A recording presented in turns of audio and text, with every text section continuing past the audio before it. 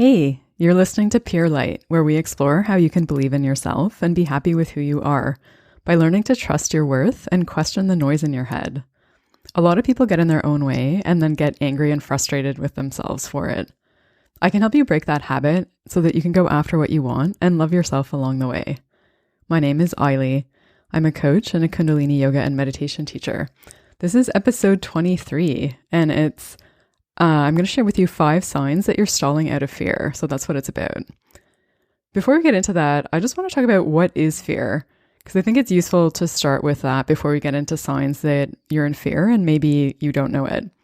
So there are many different kinds of fear. There's fear of the unknown, fear of discomfort, worry, anxiety, nervousness, fear of failure, fear of rejection, fear of success, fear of what people will think, and the general fear of not being good enough. So all of these have something in common to varying degrees in terms of our experience of them. So there might be some kind of trembling in the body. The stomach might contract, or there might be tension or kind of like a holding or sucking in. And that's usually unconscious. It's something that we kind of do in response to fear. And sometimes the mind can be racing or spinning or, just kind of going out of control. And often the heartbeat is faster. So maybe it's even pounding. So those are kind of some of the physical or experiential parts of fear. And if you think about it, fear is just a form of energy that we experience. So it's kind of like a vibration in the body. And it's a vibration that, has all those different components to it potentially. It's a sensation that a lot of us, without even thinking about it, have probably assumed is bad in some way. So at some level, we try to protect ourselves from experiencing it. So that's why if we feel, for example, butterflies in the stomach, we might contract the stomach to prevent us from fully experiencing that. And there's like the obvious kinds of fear, like if you're, for example, running from a bear, which I hope you have never experienced and never experience. But, when you're in that kind of panicky state of like, oh my God, I need to do something now. And then there's also a more subtle kind of fear. And that's the kind that I'm interested in talking about here, because that's the kind that can start to permeate your life without you even knowing it. So if there's something that you want to do that you are not actively working on, it's important to catch yourself and see if you're in a holding pattern out of fear. So here are 5 signs that you're stalling out of fear. So the first one is you have a good reason for not doing the thing.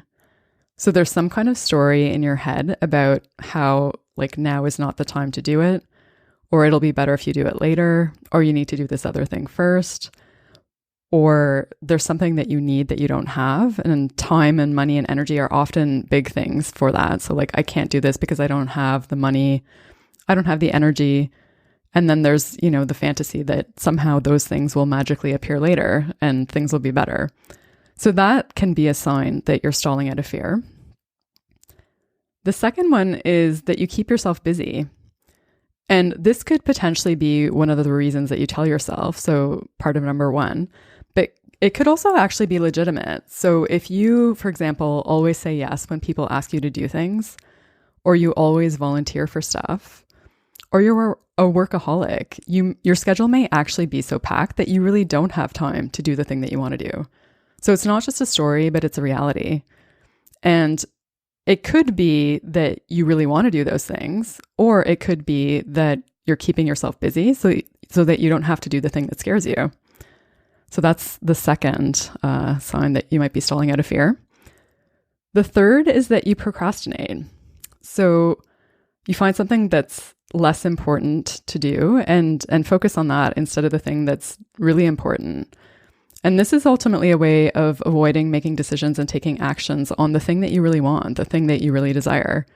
So, for example, like I know a lot of writers will start to clean the house when it's time to write. So that's a good example.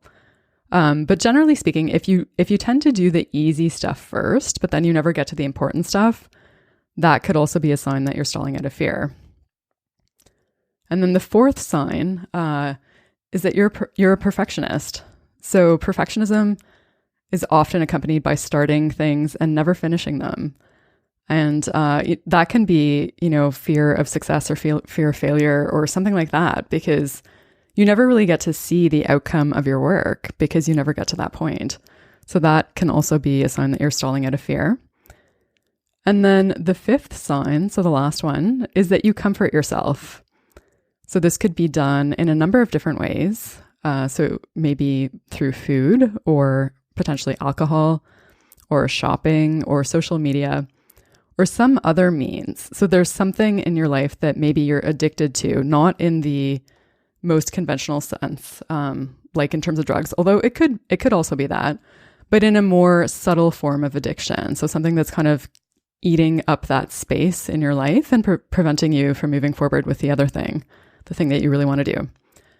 So all of these can ultimately be ways of avoiding fear or pretending that it isn't there or trying to distract yourself from it. And if you find yourself doing any of them and you want to break that habit, book a free discovery call with me to see how we can work together. I'd love to coach you on that. The resource that I'm working on to help you do the thing that scares you is almost ready. I'm hoping to share that with you next week, so stay tuned for that. If you enjoyed this, please subscribe wherever you're listening. Thanks so much for listening. Until next time, may you be guided by your light.